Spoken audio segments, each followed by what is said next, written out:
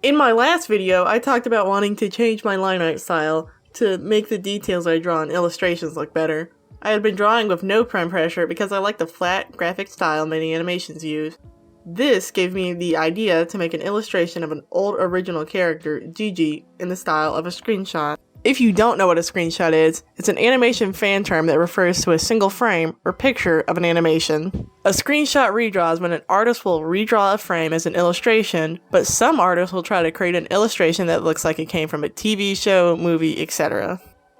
This means that the character designs, coloring, backgrounds, and even shading will be made to look like they came from an imaginary show.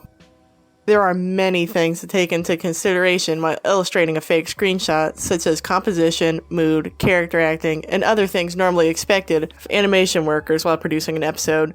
Note that I said animation workers instead of animators.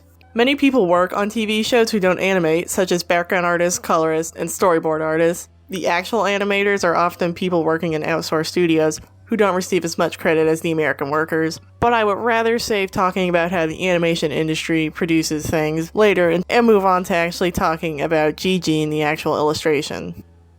Jiji is an old character of mine, being about 5 years old at this point. She has a really simple concept, an Arctic dog who wears a beret. She never really had any story or character, she was just a design that I liked. I think choosing to draw her for the screenshot was a mistake though. I really should have picked a character I had who was an actual character with a solid personality, traits, and story I could use to create a creative scene. Because I chose Jiji though, I have no idea what she would actually be doing and just drew a generic scenario with a generic composition. Should have put more time and effort into thinking of an interesting scenario and composition, but I rushed into the illustration just to get a video out. If I were to redo this project, I would have drawn Jiji talking to another character while she's drawing, but enough talking about an idea I should have expanded on and onto what I actually drew. My idea was to draw Jiji being smarmy while she had a lax friend and a stressed friend behind her. The fox and mouse are two random characters that I attributed the two friends' emotions to. I think they both came out pretty cute, but I never really tied down a way to draw the mouse's shoulder that was facing the camera. They both also have really simple outfits, which helps establish Jiji as the center of attention.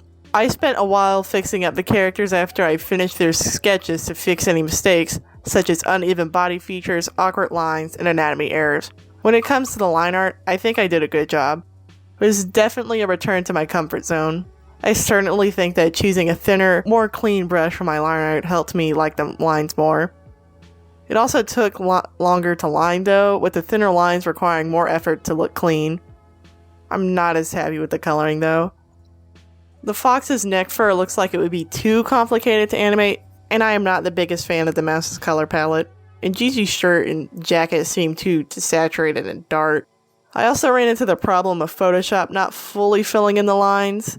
I'm normally not too bothered by this, but for a piece that is supposed to look more professional, it can be more annoying. I also find that it is more noticeable with the thinner line art and dark colors. I learned after filming that the solution is to use a command called expand selection. I have already made a shortcut for this command and you can expect to see me use it often. I do like the use of a yellow overlay in this piece though, since it kind of fixes the issues I have with Jiji's jacket and, as you can see later, will tie in the foreground or characters with the background or setting. For the background, I think I did a good job for the first background I've drawn in a while. I feel like the characters in the background are at different angles, but I still think it looks nice. I used a new brush for the line art, which allowed me to be looser with the coloring and shading. The colors are supposed to invoke a warm, sunny feeling, so I used warmer colors with cool shadows. The only color choice I regret in the background is the clouds, which seem too dark for the environment.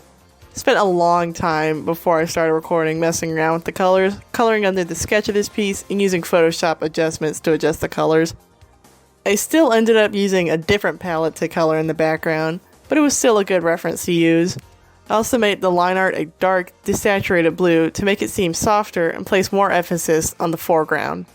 I added in small details and objects to add more visual variety, such as flowers, rocks, and even some mushrooms. Could have added more detail, but I think I'll save that for another video. All in all, I'm very conflicted about this piece. I feel like I learned a lot from what I drew, and will apply this when I do an actual animation, but the illustration has a lot of problems that hold it down for me, from a technical to a conceptual level. One of the main reasons I started this channel was to get necessary critique on my art, and this is a piece I certainly wouldn't mind getting help with. Refrain from mentioning problems I already set myself if you aren't going to provide any help though. Till next time.